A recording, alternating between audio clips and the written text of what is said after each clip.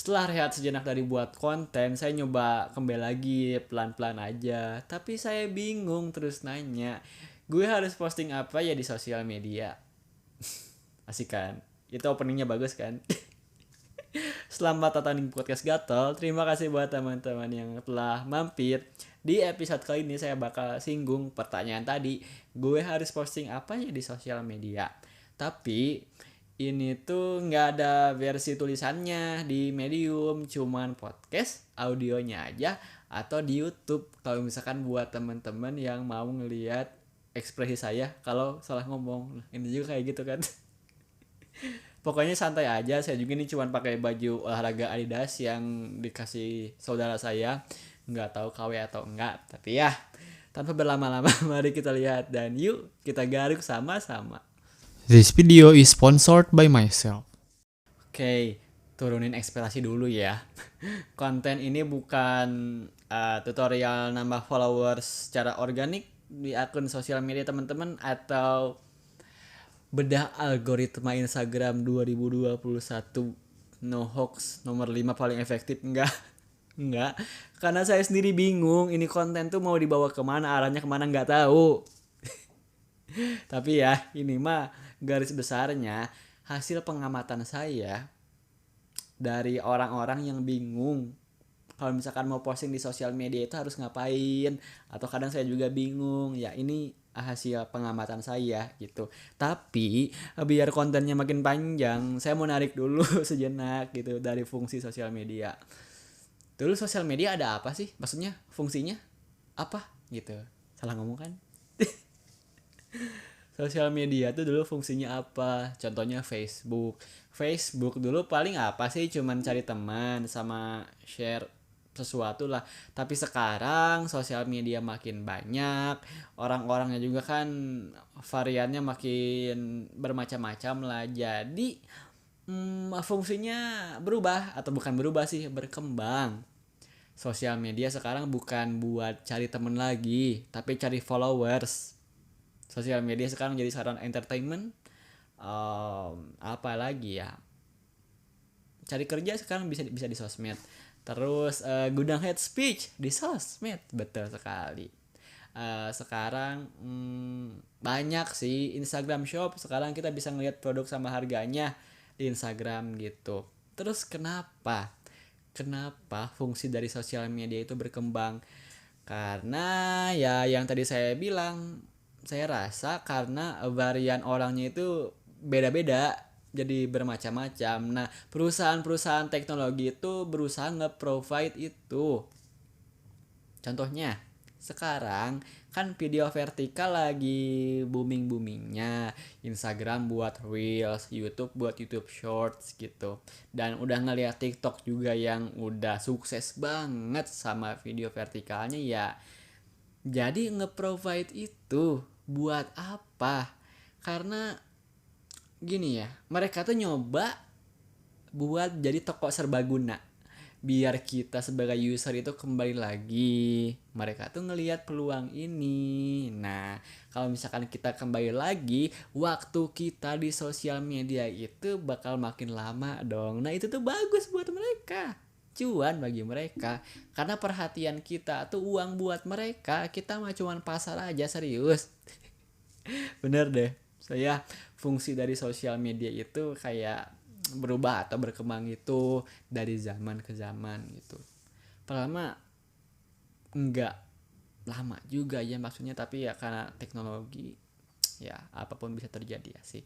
Itu tuh saya sambil mikir gue selanjutnya harus ngomong apa ya. Sekarang itu kan tadi dari fungsi sosial medianya.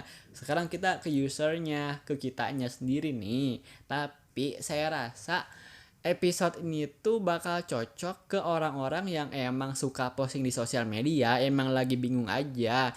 Bukan buat orang-orang yang silent user, yang punya akun sosial media itu cuman buat ngeliatin cuman apa ya, cuman buat ngeliatin orang-orang aja. Nggak salah, tapi ya mungkin konten ini bukan buat teman-teman gitu. Baik lagi ke tadi, pertanyaan gue harus posting apa di sosial media. Respon saya mah bakal nanya ke teman-teman, teman-teman mau dilihat di sosial media sebagai orang yang kayak gimana. Bebas, bebas mau jadi Superman, mau jadi diktator, bebas pokoknya mah. Soalnya kan sosial media kan dunia yang berbeda dengan dunia offline, dunia realita ini, dunia digital kan. Sosial media mah fana, bebas. Teman-teman bisa jadi apa aja yang teman-teman mau. Soalnya gini, orang-orang tuh nggak peduli sama kehidupan nyata teman-teman. Mereka peduli sama apa yang teman-teman sajiin. Serius, jadi sok apa aja lah. Pokoknya yang penting followers teman-teman suka apa aja, apa aja. Karena apa itu artinya kita boleh nge-fake di sosial media? Boleh-boleh aja. Sebagian orang kan emang nge-fake di sosial media, bukan sebagian orang sih, kebanyakan orang. Sukses-sukses aja mereka mah. Jadi ya apakah fake di sosial media itu bagus? Saya udah lihat videonya di pojok kanan atas tuh kan. Ngomongin itu biar marketing aja, biar diarahin ke sana. Nanti ya di pojok kanan atas buat teman-teman yang lihat di YouTube. Tuh. Terus sekarang kan udah cek, teman-teman udah tahu, udah paham. Gue mau dilihat jadi orang yang kayak gimana di sosial media. Tapi itu aja nggak cukup. Karena teman-teman juga harus seneng ngelakuinnya. Biar apa? Biar long lasting. Biar teman-teman itu nggak stuck. Kalau misalkan teman-teman suka foto-foto nih, sok foto-foto. Kalau kontennya suka nge-share opini kayak gini, sok nge-share opini. Kalau misalkan kontennya cari sensasi, sok cari sensasi. Pasti sukses. Orang Indonesia mah suka yang sensasi-sensasi gitu, yang drama-drama gitu, suka, kita mah suka. Tapi buat temen-temen yang kontennya suka cari sensasi, pastiin otaknya berfungsi dengan baik. Biar biar nggak kehabisan ide aja buat cari sensasi-sensasi lain. Pastiin situ. Simple. Ngomong mah simple emang. Tapi gini, eh, apakah artinya kita harus posting yang ada value-nya buat orang lain? Nggak perlu. Apa sih value itu, apa sih? Kesampingin aja dulu. Yang penting ada value buat teman-teman.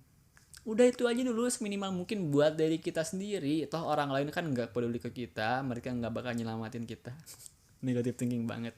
Kalau misalkan teman-teman udah seneng nih buat konten di sosial media, itu berarti ada value-nya ke teman-teman. Teman-teman senang ngelakuinnya. Udah itu aja dulu.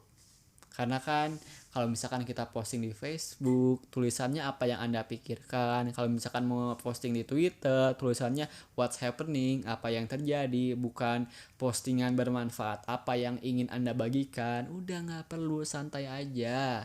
Tapi orang-orang tuh mungkin karena polos atau nggak tahu konteks ya. Jadi, apa yang terjadi? Sekarang gue lagi sedih, jadi gue harus posting di sosial media. Sekarang gue lagi kecelakaan, ya berarti gue harus posting di sosial media. Gue lagi kecelakaan, apa-apa larinya ke sosial media.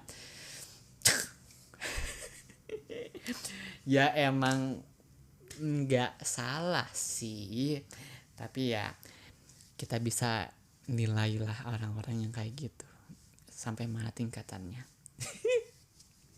Nggak salah ya, nggak salah dong kan. Hidup mah masing-masing, nggak salah. Udah kan itu. Teman-teman harus tahu pengen dilihat jadi orang yang kayak gimana di sosial media. Terus teman-teman harus senang ngelakuinnya. Tuh. Tapi gimana gimana kalau misalkan kita dibully di sosial media? Gimana tuh? Kata saya mah itu mampus. Itu bahasa kasarnya ya. Bahasa halusnya mah itu emang resiko, emang realita, ya nggak sih?